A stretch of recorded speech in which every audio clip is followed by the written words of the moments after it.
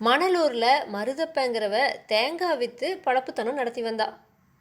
அவனுக்கு கல்யாணம் ஆனதும் தன்னோட மனைவியான முத்தம்மாளை தன்னோட ஊருக்கு கூப்பிட்டு வந்துட்டான்.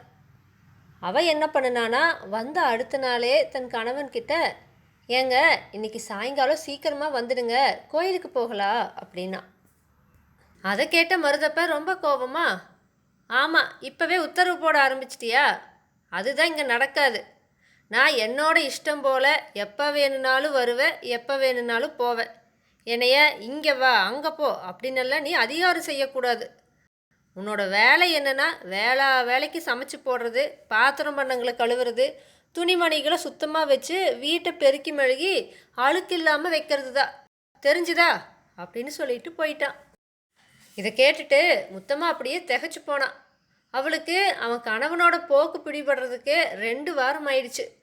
கண்டிப்பான பேச்சு, எதுலேயுமே ஒழுங்கு கட்டுப்பாடு, இதெல்லாம் தான் அவனோட கொள்கை. மனைவி கிட்ட கொஞ்சம் அதிகமாக பேசி அன்பு செலுத்திட்டா அவள் தலைக்கு மேலே ஏறி உட்காந்துடுவா அப்படிங்கிறது அவனோட நினப்பு. அவன் தான் நினைக்கிறதே நடக்கணும்னு, அதை எதிர்த்து ஒரு வார்த்தை கூட யாருமே பேசக்கூடாதுன்னு நினச்சிது அவளுக்கு இப்போ தான் புரிஞ்சுது. ஒரு நாள் சாயங்கால நேரத்தில் மகாலிங்கங்கிறவர் முத்தம்மாளை பார்க்குறதுக்காக வந்தார். அவர் அவங்க ஊரோட சிவன்மலை கோவில் அர்ச்சகர். அவளோட கல்யாணத்தப்ப அவர் ஊரில் இல்லை. அதனால் முத்தம்மாளையும் மருதப்பனையும் பார்த்துட்டு போகலான்ட்டு அவர் வந்தார். முத்தம்மா வீடு தேடி வந்த அவரை வரவேற்று அப்படியே உட்கார வச்சா. அதுக்கப்புறமா அடுத்த அறைக்குள்ளே இருந்து தன்னோட கணவனை பார்த்து, ஏங்க எங்கள் ஊர் மலைக்கோவில் அர்ச்சகர் வந்திருக்காரு, அவரை பார்த்து பேசுங்க, அவர் சாப்பிட்றதுக்கு பாலும் பழமும் கொடுக்கலாமா அப்படின்னு கேட்டா. மருதப்ப அதுக்கு, இங்கே பாரு, வழியில் போகிறவங்கிட்டெல்லாம் பேசுகிறதுக்கு எனக்கு நேரம் இல்லை, கண்டவங்களுக்கெல்லாம் சாப்பிட்றதுக்கு இங்கே எதுவுமே கொடுக்கக்கூடாது அப்படின்னு கோபமாக சொன்னான். முத்தம்மாவோ, ஏங்க கொஞ்சம் மெதுவாக பேசுங்க, வந்தவரோட காதில் விழப்போகுது அப்படின்னா. ஆனால் மகாலிங்கம் அவங்க பேசுனதை கேட்டுட்டாரு. அவர் சத்தமான குரலில், முத்தம்மா நான் போயிட்டு வரேன், என்னால் உனக்கு எந்த சிரமமும் வேண்டாம் அப்படின்னு சொல்லிட்டு கிளம்பிட்டாரு. முத்தம்மா ஓடோடி வந்து, ஐயா தயவு செஞ்சு இங்கே நடந்ததை மறந்துடுங்க, எங்கள் அப்பா அம்மா கிட்ட தவறி போய் கூட இதை சொல்லிடாதீங்க அப்படின்னு வேண்டி கேட்டுட்டா. மகாலிங்கம் அதுக்கு, முத்தம்மா நீ ஒன்றும் கவலைப்படாத, அந்த சிவனே உன்னோட கஷ்டங்களை போக்குவார் அப்படின்னு சொல்லிட்டு போனார். இதுக்கப்புறமா 1 மாதம் கழிஞ்சுது. மகாலிங்கம் மறுபடியும் முத்தம்மாளை பார்க்கறதுக்காக அவளோட ஊருக்கு வந்தார். அப்போ மருதப்ப வீட்டில் இருந்தான். அவன் அவரை பார்த்ததும், ஆமாம் நீங்கள் மகாலிங்கம் தானே, போன மாதம் என்னோடய வீட்டுக்கு வந்தவர் தானே அப்படின்னு கேட்டான். அவர் அதுக்கு, ஆமாம்ப்பா, நான் சிவன்மலை கோவில் அர்ச்சகர் மகாலிங்கமே தான், நான் ஒரு விஷயத்த சொல்லிட்டு போகலான்ட்டு வந்தேன். எங்களோட கோவில் மண்டபத்தில் தேங்காய் கடை ஒன்று வைக்க தீர்மானிச்சிருக்காங்க. அந்த கடையை நடத்துகிறவங்களுக்கு இருக்கிறதுக்கு சின்ன வீடுமே கோயிலை ஒட்டியே கொடுக்க போகிறாங்களாம். தினமும் குறைஞ்சது 50 தேங்காயாச்சு விலை போகும். கூடவே ஊதுவத்தி பழம் வெத்தலைன்னு தட்டத்தோடு கொடுக்கலாம். நல்ல வியாபாரம் நடக்கும்.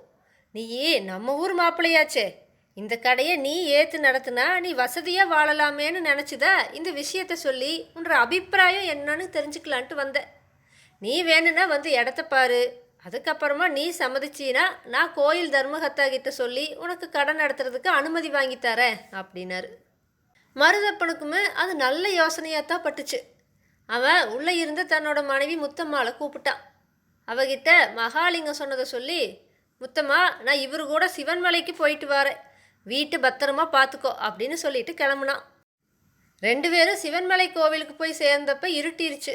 மருதப்ப கடை வைக்கிறதுக்கான இடத்தையும் அவன் இருக்க போகிற வீட்டையும் பார்த்தா.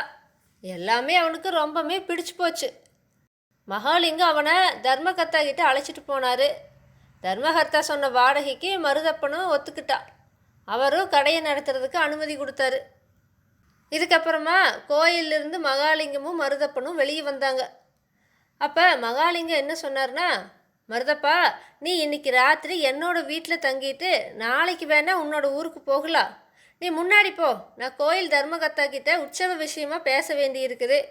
என்னோட வீடு மலை அடிவாரத்தில் பாதை ஆரம்பத்தில் இருக்குது. அங்கே 2 பாதைகள் பிரியுது. நீ இடதுபுறமாக இருக்கிற பாதையில் போ, அங்கே ஒரே வீடு மட்டும்தான் இருக்குது, அதுதான் என்னோடய வீடு அப்படின்னு சொல்லி அனுப்புனார். மருதப்பனும் மலையடிவாரத்துக்கு வந்து இடதுபுறமாக தெரிஞ்ச பாதையில் நடந்தான். அப்போ திடீர்னு பெருசாக மழை பிடிச்சிருச்சு. அவன் வேக வேகமாக ஓடி அங்கே இருந்த ஒரே பழைய வீட்டுக்கு போய் சேர்ந்தான். கதவு சாத்தி இருந்துச்சு. பலமாக தட்டி பார்த்தான். அவன் 4-5 தடவை தட்டினதுக்கு அப்புறமா தான் கதவை திறந்துட்டு ஒரு கிழவன் வந்தான். மருதப்ப அவங்கிட்ட, இதுதானே அர்ச்சகர் மகாலிங்கத்தோட வீடு அப்படின்னு கேட்டான். கிழவன் அதுக்கு, அப்பா நீ வழி தவறி வந்துட்ட, இதுக்கு நேர் எதிர் தெருவில் போயிருக்கணும், அங்கே தான் அவரோட வீடு இருக்குது. சரி முதல்ல நீ உள்ளவா, வெளியே மலைச்சாரல் அடிக்குது அப்படின்னா. சரின்னு சொல்லிட்டு மருதப்பனும் அந்த வீட்டுக்குள்ளே போனான். அப்போ மனசுக்குள்ளே, என்னோட வீட்டுக்கு மகாலிங்கம் வந்தப்ப அவருக்கு எதுவுமே கொடுக்காம நான் அனுப்பிட்டேன். இப்போ அவர் வீட்டுக்கு போய் அங்கே தங்குனா எனக்கு தலை குனிவு தானே, அதனால் இன்னைக்கு ராத்திரியே இங்கேயே கழிச்சிடுறேன் அப்படின்னு நினச்சிட்டான்.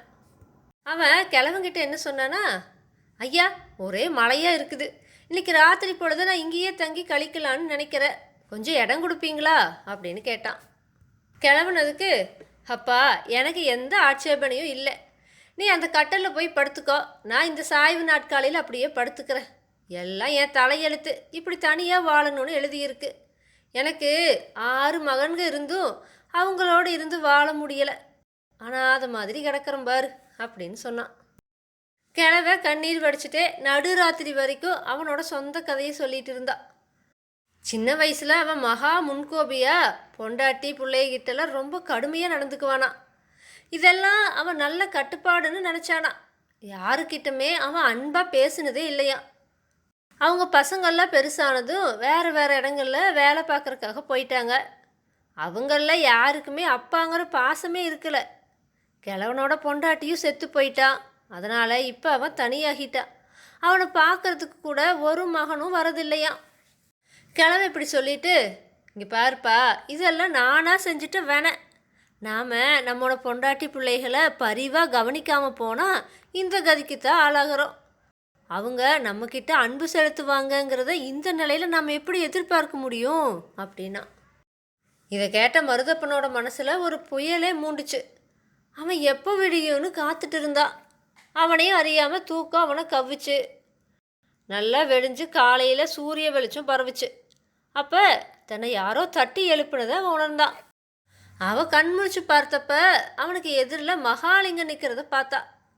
அவர் அவங்கிட்ட, ஏன்பா ராத்திரி முழுசும் நீ இந்த பேய் பிடிச்சி வீட்லையா இருந்த, நான் தப்பாக போய் வலதுபுற பாதைங்கிறதுக்கு பதிலாக இடதுபுற பாதைன்னு சொல்லிட்டேன், ராத்திரி முழுசும் நல்ல மழை, அதனால் உன்னை தேட முடியலன்னு சொன்னார்.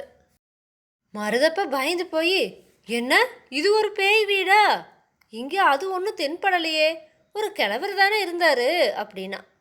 மகாலிங்கமும், கிழவன் ஒல்லியா உயரமாக தானே இருந்தா, அவனோட வலது கண்ணுக்கு கீழே ஒரு மச்சம் கூட இருந்திருக்குமே அப்படின்னு கேட்டார்.